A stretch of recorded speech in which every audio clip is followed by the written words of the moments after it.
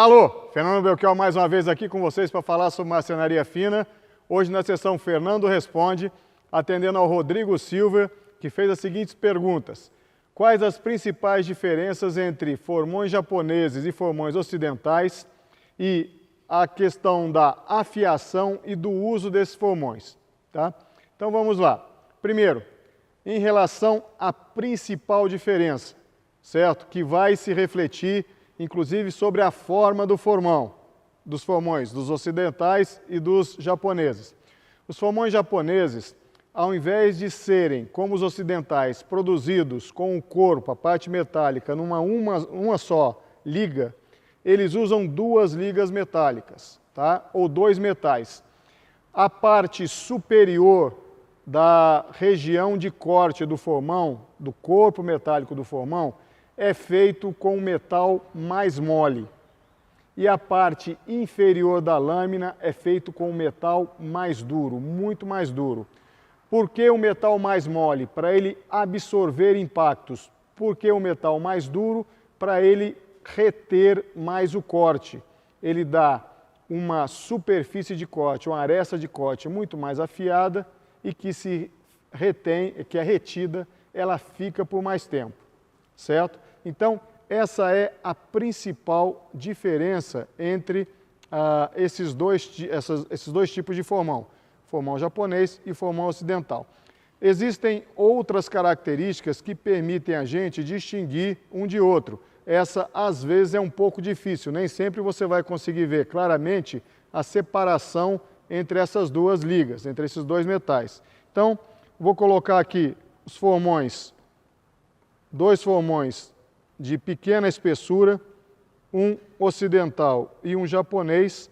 Então, primeiro, né, essa aqui é a lâmina do formão japonês. Aqui não é fácil ver, mas são dois metais compostos para formar a lâmina, tá? A parte metálica. Este tipo de corpo aqui, em formato de um tronco de cone, ele é tradicional, ele é característico dos formões japoneses, coisa que a gente não vê no formão ocidental. Além disso, eu vou pegar para nossa câmera, vou pedir para a nossa camera woman dar um zoom nesta parte aqui, na parte inferior do formão japonês. Percebam aqui esta cava, ok? Esse rebaixo, esse recesso aqui. Perfeito? Qual é a finalidade dessa cava? Todo formão tem que ter a parte de trás dele, que a gente chama de espelho, feito plana, para você poder encostar numa superfície e usá-la como referência para o corte. Se você tem aqui um metal de altíssima dureza, como é o caso da parte da aresta, do metal usado para a confecção da região da aresta dos formões japoneses, se você tem que tornar plana uma superfície que é feita de um metal muito duro, você vai gastar muito tempo. Então, os formões japoneses têm aquela cava para reduzir o trabalho de aplainar, tá? De fazer o espelho do formão. É esse o objetivo, perfeito? Então,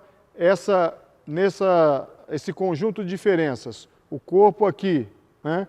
E esta cava na região da lâmina, elas são as principais diferenças, além do formato que eu mostrei, né, entre os formões ocidentais e os formões japoneses. Sobre a afiação. Os formões japoneses, você não deve fazer, se você tem o costume, Rodrigo, de fazer um microchanfro na ponta do formão, como às vezes algumas pessoas fazem, você não deve fazer isso nos formões japoneses, porque você facilita a quebra da aresta de corte. Tá? Então, se você usa microchanfro para afiar formão ocidental, por exemplo, não faça isso nos formões japoneses. Com relação à diferença de uso, não existem grandes diferenças de uso entre o formão japonês e um formão ocidental. Tá? Alguns marceneiros ocidentais, ao usarem os formões japoneses, passam a preferi-los, porque uma outra característica, eles costumam ser um pouco mais curtos no comprimento, tem um comprimento menor. Isso facilita o manuseio na hora de você fazer a usinagem, tá? Na hora de você cortar com formão japonês, como ele é um pouco mais curto, isso facilita o trabalho com ele. Tá? Agora, tem uma característica que precisa ser lembrada para diferenciar o uso de um e de outro. Como eu disse, tem muito marceneiro ocidental que usa formão japonês e gosta do formão japonês por causa do corte excelente e da manutenção do corte, da retenção do corte. Essa característica, ela funciona muito bem quando você tem madeiras de dureza média para baixo. Quando você pega madeiras muito duras, e o que eu quero dizer com madeira muito dura? Você pega um cumaru, você pega um ipê, você pega um jatobá, um tamarindo, se você está usando um formão japonês nesse tipo de madeira, a probabilidade de você ter microtrincas na região da aresta é maior do que se você tem um formão ocidental. Todo metal, quanto mais duro, mais, entre aspas, quebradiço ele fica. Daí a possibilidade de na aresta aparecerem essas microtrincas, tá? Que vão resultar num corte não tão bom quanto de um formão que esteja com a aresta contínua.